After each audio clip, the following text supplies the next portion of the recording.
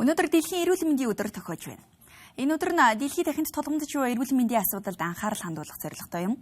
Манай улсын хувьд хаврын улиралд халдварт өвчний тохиолдол нэмэгддэг өгөөд он гарсаар улсын хэмжээнд менингокок талдварын 7 тохиолдол батлагдаж 3 хүүхэд нас баржээ. Менингокок талдвар нь хурдан хүндэрч эндэгдэлт хүрэх эрсдэлтэй тул бага насны хүүхэд гинтийн байдлаар өндөр халуурах, улаан турал гарах зэрэг шинж тэмдэг илэрвэл нэн яаралтай эмнэлгийн байгууллагад хандах хэрэгтэйг мэрэгжилтнүүд анхааруулж байна. Менингокок талдвар нь цаг минутаар хэмжигддэг бөгөөд мэрэгжлийн тусламж үйлчилгээг цаг алдалгүй авч чадаагүй тохиолдолд эндэх эрсдэл маш өндөр байдаг байна. Дэлхийн эрүүл мэндийн байгууллагаас менингокок талдвар нь дэгдэлтийн хүрээнээс хамаарч хяналтыг өндөр байлгах өвчлөлүүдийн нэг гэж үздэг. Манай улсын хувьд уг халдварын өвчлөлөөр ойрын жилүүдэд өвчлөлийн тоо нэмэгдэх эрсдэлтэй байгаа. Тухайлбал он гарсаар 7 тохиолдол бүртгэгдэж 3 хүүхэд нас баржээ. Өвчлөгчдийн дийлэнх нь бага насны хүүхдүүд буюу 10 хүртэлх насныхан байгаа юм а. Тэгвэл уг халдварыг тараах их үндэс нь эрүүл гэж үздэг бөгөөд тухайн хүнтэй байнгын харилцаатай ойр тойрны хүмүүс халдвараар өвчлөх эрсдэл өндөр байдаг байна. Маш хурдан хугацаанд эндэгдэлт хүргэх аюултай өвчин гол нь. За хэдий нөгөө 1-2 тохиолдол тийм ээ. Дээрээс нь нөгөө олныг хамрах биш нисера менинжайц гэдэг дифлококк буюу бактериар үүсгэгддэг хамгийн гол онцлог нь нөгөө өвчтөй хүн маань өөрөө нянтигч болох байх боломжтой. За мөн энэ өвчнөр сичгтэй тохиолдол. Гэхдээ гол нь нөгөө томуудс талдуур шиг ч юм уу, улаан бурхан шиг ч юм уу бүр олныг энэ тэнд гадуур тараах биш, халуун амьсгалын буюу нөгөө өөрийн гэр бүлийн хүрээнд дотор. Эсвэл байнга хамт байдаг. Байнга нэг өрөөнд унтдаг ч юм уу, хамт байдаг ч юм уу, тийм ээ. Ийм хүмүүсүүдэд халдвар тарах эрсдэлтэй байдаг. Менингокок талдвар нь 2 хэлбэрээр илэрдэг бөгөөд хавсрах тохиолдолч гардаг.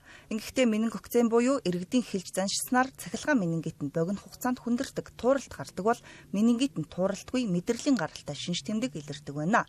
Гэсэн ч 2 хэлбэр аль аль нь өндөр эрсдэлтэй, тиймээс хүүхэд гинтийн байдлаар өндөр хэмээр халуурах, доод мөчнөөс эхлэн улаан туралт гарч эхэлсэн тохиолдолд яаралтай эмнэлгийн байгууллагад хандах шаардлагатай гэдгийг эмч мэрэгчлэнүүд анхаарууллаа. Байгалийн юугаараа бие махбод л өөрөө хүүтний улирлаас дулааны улиралд шилжих энэ процессын үед бол мэдээж тархлааны систем чинь хямрах байдлаар тэгээд сулрах байдлаар за дээрээс нь амьсгалын бусад талдуурууд цочмог халдварууд байна тийм ээ.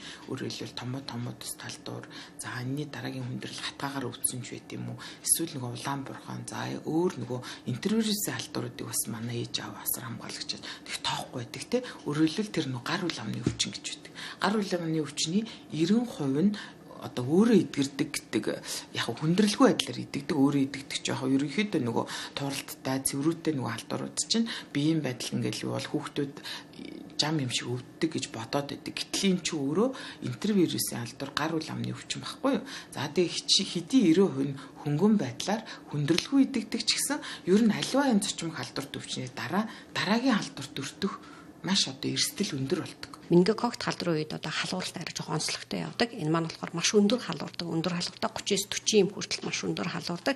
За халууны эмэнд буурлаач баг зэрэг буураад эргээд маш хурдан хугацаанд өндөр бол 30 минут орчим буураад буцаад өндөр халуураад байдаг. За мөн бол хүүхднийг ханиа түрхээр нус гоож хоолоо өвдөх тийм шинж тэмдгүүд илэрдэг. А яг менингокок талдварын үед бол тиймэрхүү ханиадны тийм том өвчний эхний шинж тэмдгүүд илэрдэггүй огцон маш өндөр халуурдаг. Тэгээ шалтгаангүй өндөр халуурж байгаа тохиолдол хамбал заавал эрүүл мэндийн байгууллагад хандах хэрэгтэй. За мөн бол менингокок талдварын тууралт доод мөчтөөс эхэлдэг. Жижиг улаанд ийм улаан тусраг тууралт гарч байгаа. Хоорондоо нийлээд ийм үгцэн тууралт болдог. Тэгээд маш богино хугацаанд дээш тууралт дээш гардаг байгаа. Энд иргэдийн зүгээс хоолоогоо зайлах, гар хөлөө сайтар уугаах, амны халт тогтмол зүүх, орчны ариун цэврийг сахих зэрэгээр болзошгүй эрсдлээс сэргийлэх шаардлагатайг эмч мэрэгчлэнүүд хэллээ.